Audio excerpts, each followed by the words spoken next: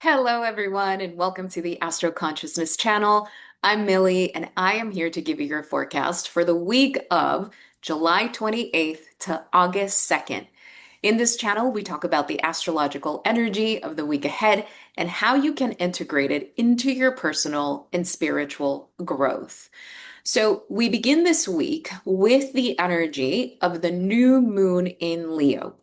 That new moon in Leo showed us how much we have transformed over the last couple of years. It has shown us to initiate things from the person we have become, from the person we are now showing up as in our life, in our reality, right? In our work, in our relationships, how we're showing up for ourselves differently.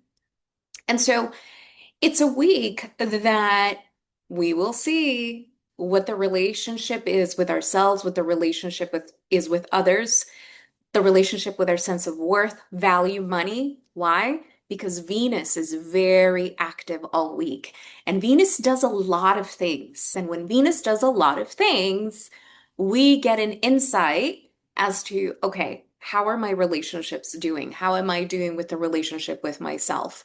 What needs to be conversed? Where do I need to work on some things, right? So let's get started with the week ahead. We begin the week with the moon in the sign of Virgo. I love when weeks start on an earth moon. Different people feel different ways. Maybe it's the Capricorn in me, but it gives me a sense of grounding, a sense of purpose. Things are organized. I know what I'm working with, right? So the moon in Virgo on a Monday is an invitation to, are you organized? Did you maybe meal prep? Are you taking care of yourself? Are you taking your supplements, right? If that's not your jam, that's okay, then it's not your jam. Be very mindful, right? Because as the moon transits the sign of Virgo, Virgo is ruled by Mercury. Mercury is retrograde. Be very mindful of your thoughts. So don't go into a spiral, don't go into overthinking. Because while we are out of the tension of that new moon in Leo, this week is going to bring a lot up. Be mindful of judgment of yourself and others. Ground yourself, walk on grass, barefoot, do the yoga, do whatever it is that you need to do that takes you from here, the head, to here, the heart and the body. Okay. So on Monday, July 28th, Venus sextiles Chiron. Venus in Gemini sextiles Chiron in Aries. Whenever there's a connection between Venus and Chiron, the wound of insufficiency, of not enoughness, may be triggered, right? And so, because Venus has to do with how we feel about ourselves, how we feel about our sense of self-worth, our sense of value. What does that mean? How am I valued? How do I value myself? What are the decisions that I make in my life that show that I value myself, right? And so Venus in Gemini, Gemini ruled by Mercury, Mercury currently retrograde, is us perhaps thinking about those things and perhaps in relationships, right? The sextile, though, this is the beautiful thing about the sextile. It's a much lighter aspect. It's not an opposition, it's not a square, it's not a conjunction. It's a sextile. It's an invitation to look at, where do I feel like I'm not enough? Where do I feel like I'm not smart enough? I'm not pretty enough? I'm not responsible enough? Where do I feel the sense of not enoughness? Or where do I feel that my opinion or what my word doesn't matter? Venus and Gemini, right? And the Chiron in Aries is the invitation to have the courage to not just do the thing, but to say, how do I look at the wound? Because in order for us to overcome the thing, we have to be with the thing.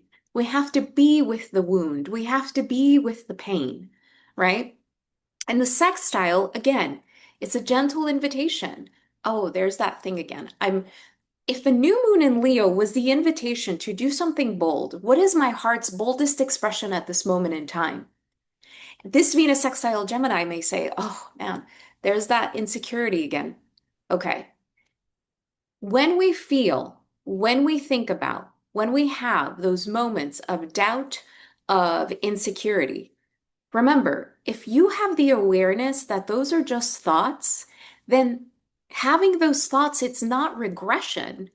It's actually your nervous system expanding. It's not regression, it's expansion. It's an opportunity to say, there's that thought.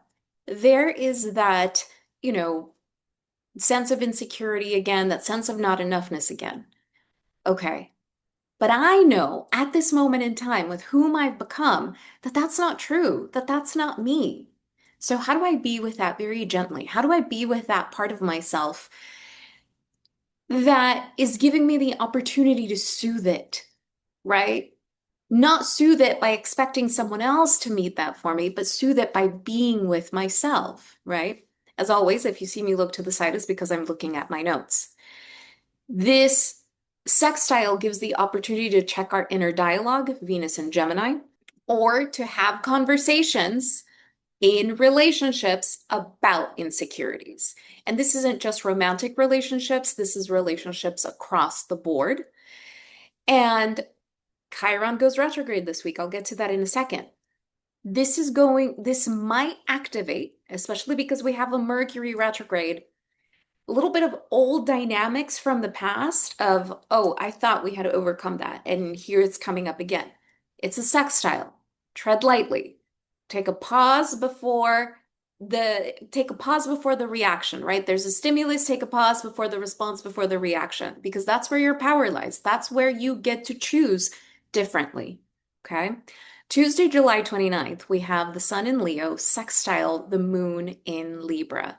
The Sun in Leo coming still under the influence of that new moon in Leo, right? Creating a sextile to the moon in Libra, where again, this energy that is highlighting relationships, that is highlighting harmony in certain dynamics, the feminine and the masculine. Who am I, Sun in Leo, in this dynamic? Who am I? How does my light shine in this dynamic? Right? Again, not just romantic relationships, not just romantic dynamics, but in any dynamic that you have, friendships, collaborations, whatever it is where you are spending one-on-one time with someone. How do how does my light shine here? Is it allowed to shine here? Right? And the sextile, again, a very gentle invitation to take a look at something. Now, that gentle invitation can also have us be like, oh, that doesn't exist. I'll get over it. They didn't mean that. Okay, that's fine. But like anything that we sweep under the rug, it always comes back, right? Another beautiful thing about the Sun in Leo sextile Moon in Libra is that in partnership, this is actually a really great day to set new Moon in Leo intentions for this relationship dynamic. So if it's you and someone else, beautiful. If relationships are not a priority in your life right now, this is about you. What is the relationship with myself? Where do I feel an imbalance in my life, whether it's physical, whether it's health, whether it's in my money, right? Being able to look at things that feel a little off and find what feels the most harmonious for you. Because the Sun in Leo says, I deserve this. And why do I deserve it? Because I exist, because that is my birthright. If there is anything that the energy of Leo reminds us, is that we are worthy because we exist. We are allowed to shine, we are allowed to express, we are allowed to be, we are allowed to create because we exist. It is ruled by the sun. The sun shines because the sun shines, because that's what it does. And so there's something about this week where you want to keep in mind, is it in relationships? Is it in my inner dialogue? Is it in the work that I do or how I do it that my light is not shining in the way that I would like, that my soul's expression is not coming out in my life in the way that I like? And the understanding of, wait a minute, I deserve that. Okay, so what do I do about it? Mercury's retrograde, bunch of planets are retrograde. We don't need to do anything about it now. But the realization, the landing of, I deserve this. I deserve what I desire. I deserve to have the experiences that I want to have. That's what this week is about. It can also be the relationship with your nervous system, right? Because our head, our thoughts, there's a lot in there. I want this, I want that, I want this kind of relationship, I want this amount of money, I want to live here, I want to create this.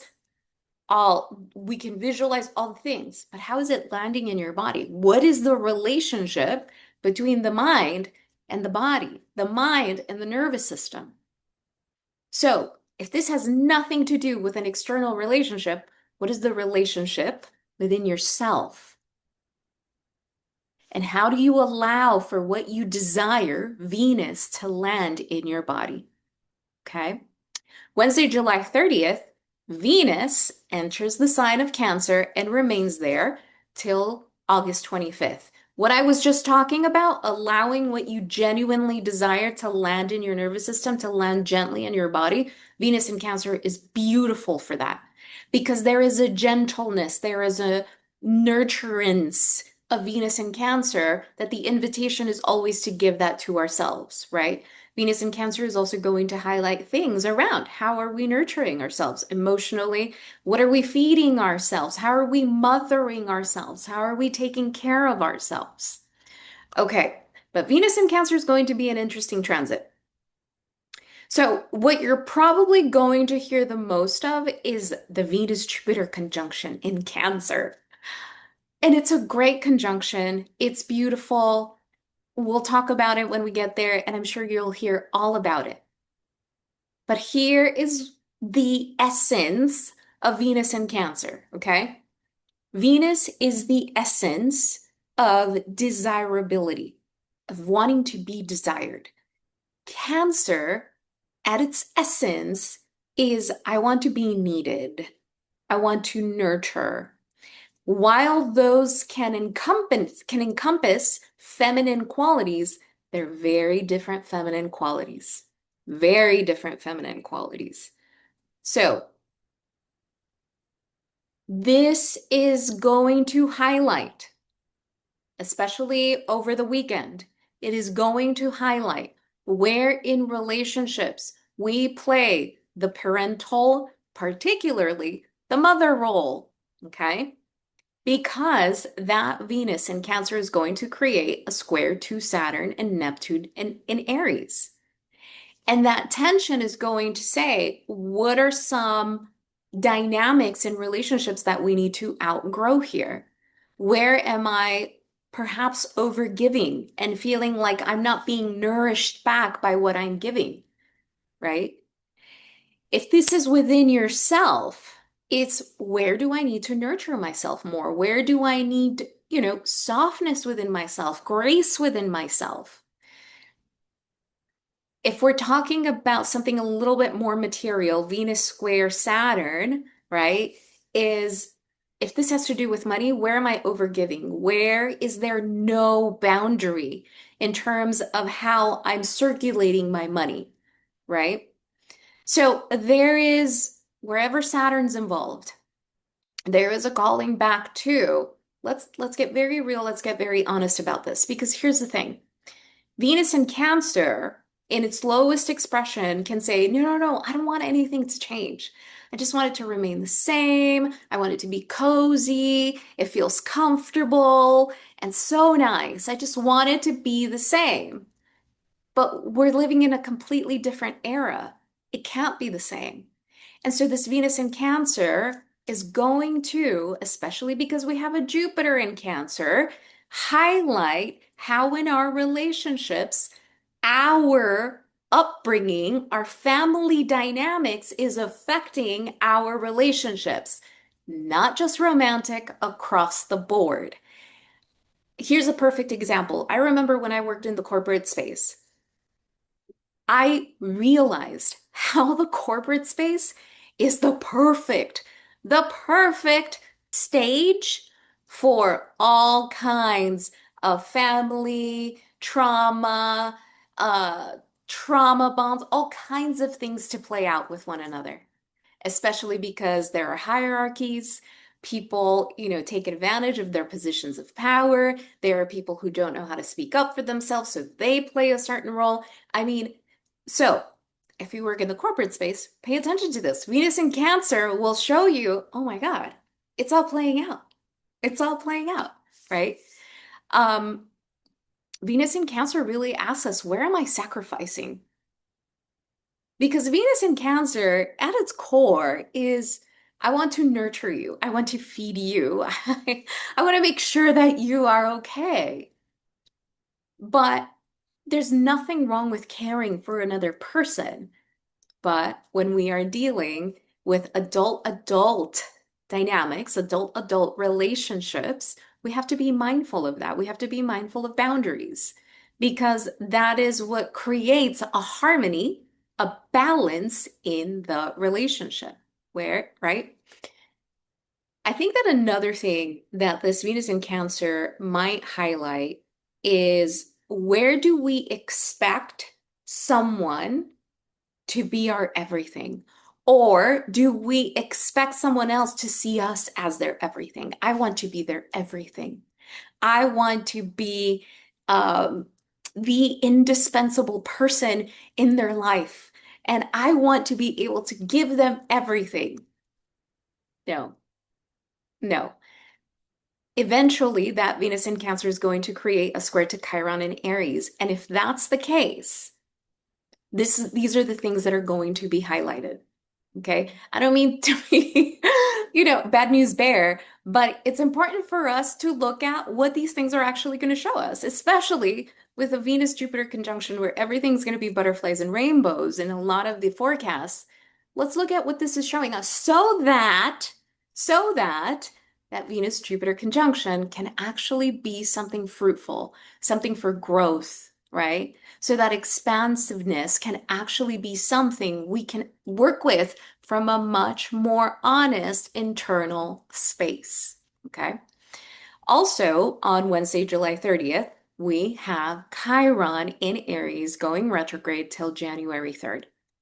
The sense of not enoughness, the stories around not enoughness tend to come up. I'm not brave enough. Can I really do this? Am I, is this too big for me? Who do I think I am? Be mindful of that. Watch your narrative. Because the retrograde period is a time where we get to take a look at those narratives. And right now, with Venus in Cancer, with Jupiter in Cancer, for another year or so, we have this opportunity to actually recognize how much these narratives and stories around not being enough, around not doing enough, around not being whatever enough actually come from family, come from upbringing. Jupiter in Cancer is a beautiful, beautiful transit, but it expands a lot around Cancerian themes, which a lot have to do with family history, family stories.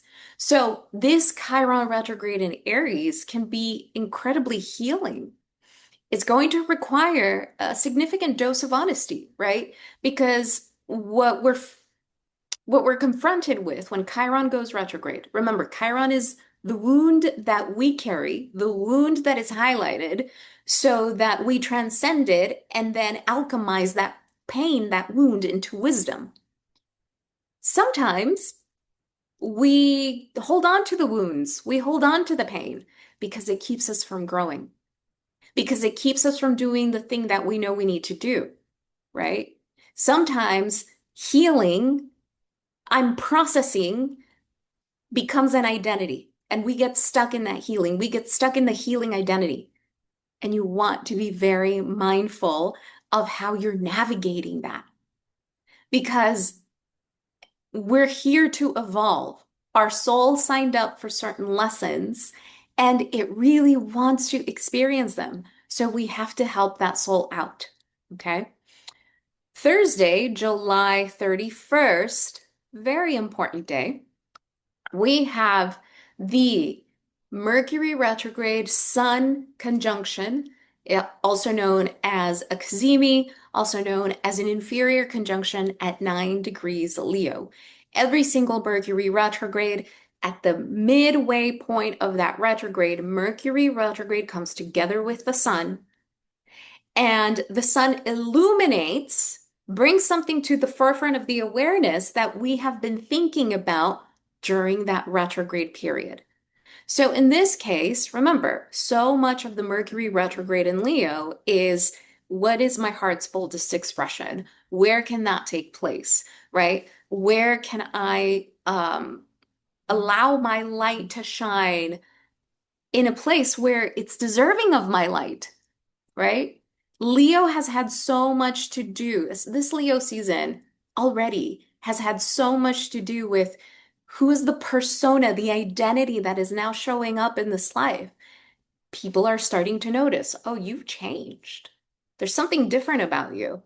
You're either behaving differently, looking differently, speaking differently, carrying yourself differently. Whatever it is, people are noticing. And this Mercury retrograde in Leo has had everything to do with you having the courage to stand on business and say, this is who I am now. And so, this inferior conjunction, this Mercury retrograde coming together with the sun, is the illumination of I'm safe to be who I am now.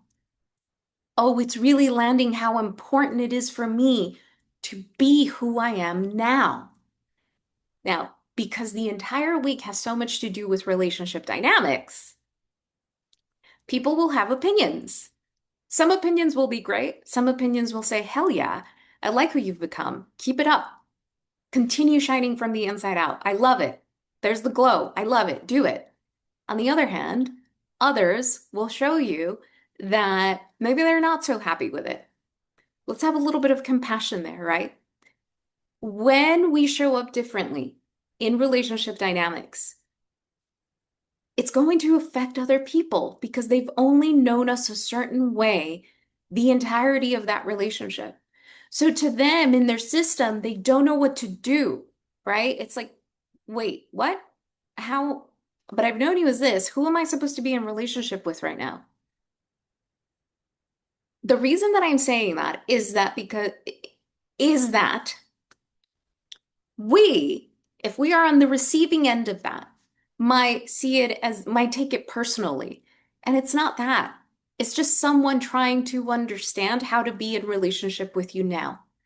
Now, whether they can meet you there or not depends on their level of consciousness, depends on both of your levels of consciousness, depends on the values that you have now, depends on a lot of things. But when we can create some distance and say, this isn't personal, it's just a change in dynamic, it actually allows for more growth, for more compassion, for more understanding. And then either person or whomever is involved has some decisions to make. And that's a much more grounded way to approach a lot of this fire energy. Okay. Friday, August 1st, here's that square. Venus in Cancer, square Saturn and Neptune at 1 degree. Okay. I'll say a little bit more about this. Any square to Saturn is the confrontation of this has to grow, this has to change, this has to mature, this has to evolve. Saturn, hard stop. We're at a square, an aspect of tension. A square, an aspect of tension of 90 degrees is a catalyst for change. Saturn forces. Venus in Cancer, depending on your level of consciousness, Venus in Cancer can say, you know what, I've nurtured myself so much. I know what that means now. I know that I will not abandon myself. The square to Saturn in Aries, that invitation or perhaps force for a relationship dynamic to change is welcomed. And we're saying, okay, new rules of engagement. Um, I'm not going to overdo. I really need your help a little bit more, right? I'm not going to sacrifice myself. We need to meet each other halfway. And the understanding that with anything with Saturn, especially Saturn in Aries, which represents a new chapter, right? A new way of doing life, a new way of doing things, there's a practice. So we're going to practice being in this new dynamic with one another, being in this new relationship with one another. Venus in Cancer is very much concerned. Do I feel safe to be myself with you? Okay. Lower expression, Venus in Cancer. I want nothing to change. I want it to remain the same. And Venus squaring Neptune, very sneaky, perhaps almost manipulative type behavior so that the dynamic does not change, does not grow, does not mature, does not evolve. Square Saturn in Aries. Will that fly? I really doubt it. I really doubt it. We have a bunch of retrogrades. We have Mercury retrograde. So this is your opportunity, especially if you're in any kind of dynamic where you're giving it a second shot, right? To observe. And you can observe, is this still the same? Right? And here's the thing. Again, you don't have to make any decisions now. I think you can take a period of observation through the last week of July throughout the entire month of August. But I'll tell you this, if you are in denial, September eclipse season will let you know. If you're not in denial and you're saying, okay, this is actually really different, we're actually showing up much more intentionally, we're actually communicating much more clearly, September eclipse season will kind of say, okay, good. You kind of passed this, I don't know, this test or this chapter of the relationship, whatever it is. What this really requires is for whomever is involved in this dynamic to not fall into the lower expression of Venus in Cancer, which can be neediness, clinginess, manipulativeness, expectation. Be very mindful of that, okay? Also on that Friday, August 1st, we have the moon in Scorpio, square Mercury retrograde in Leo. Think before you speak. Think before you speak. Observe. And if there's something that bothers you, it's really heating you up, it really triggered you, just take a breath. You don't have to talk about it then. Hold on to it. Come back. Hey, yesterday, a few days ago, you said something made me feel this way. Can we talk about it? Otherwise, the square between Venus and Saturn and the square between the moon in Cancer to Mercury retrograde is the wall goes up. The wall goes up. Nope. It's the same. I knew you wouldn't change. And you don't fix anything like that. No one gets anywhere like that. Take things slowly. We're learning. Okay. Saturday, August 2nd, we have Venus in Cancer created in conjunction to Pluto retrograde in Aquarius. Okay. Remember, I said at the beginning, this week is going to show us how we're doing relationships differently now. Okay. And in conjunction is an aspect of weird energy, tension, right? So it can be like being attracted to someone that you're like, oh, I didn't expect to be attracted to them. That's different. It's a little weird. Or being caught off guard and be like, what? They're into me? Oh, okay. I wasn't expecting that. So it's this weird energy that we can't explain. All right. Now, in relationship dynamics, right? Because it's Venus. Where are you being given the opportunity to be free, to be liberated? Pluto and Aquarius. But there is something about that freedom and liberation that is threatening Venus in Cancer. Venus in Cancer, when it is aspected to Pluto in any aspect, there will always be a little bit of an energy of possessiveness, but this is mine, but they are mine, but right? You just have to, it's not about good or bad. It's just about what's underneath that makes me feel that I am in possession of someone else, right? So this Venus in Cancer that says, I want things to remain the same because that's what makes me feel emotionally safe. And the in conjunction to Pluto in Aquarius can say in certain relationship dynamics, but I want to be free, but I want to be able to be who I am. Certain conversations might come up from that. This can also be your own discomfort with having your own freedom, with having your own liberation, right? And saying, why do I feel weird about being free? Why can't I just do what I want? And this is outside of relationship dynamics. If you are at a turning point in your life right now, if you are experiencing something completely new, completely different in your life right now, and you realize, I can do whatever I want. Why is this hard? I'll give you another example. Years ago, and we have these conversations with clients, especially those clients that have transitioned from a corporate space to working with themselves. It's the same thing that I experienced. For about the first year or so, I felt really weird being my own boss, right? Working for myself because I had spent 15 years prior to that not being that, answering to someone, clocking in, clocking out, getting direction. And all of a sudden, I had this freedom and I was like, what do I do with it? Who am I in this? That's a little bit of that Venus in Cancer in conjunction to Pluto in Aquarius. There is power in freedom in relationships. There is power in freedom in relationships. Okay. Interesting weekend for relationships. Sunday, August 3rd. I'm kind of looking forward to this just to see how it feels. The moon in Sagittarius is going to oppose Uranus in Gemini. First time we experience this. Moon in Sagittarius wants to explore, is the seeker, the philosopher of the zodiac, right? I want to travel, I want to learn, I want to read all the books, I want to be able to do whatever I want, whenever I want, because this life, this world is my school, and I want to like just suck it all in. The opposition to Uranus and Gemini can have us feeling a little restless. I can't be in here anymore. I can't be in this anymore. Anything in our lives, whether a relationship, whether a job, whether a thought pattern, a belief system, anything that makes us feel like we're trapped, we are going to want to run for the hills. There's a part of us that's going to be like, I can't do this anymore. I can't do this like this.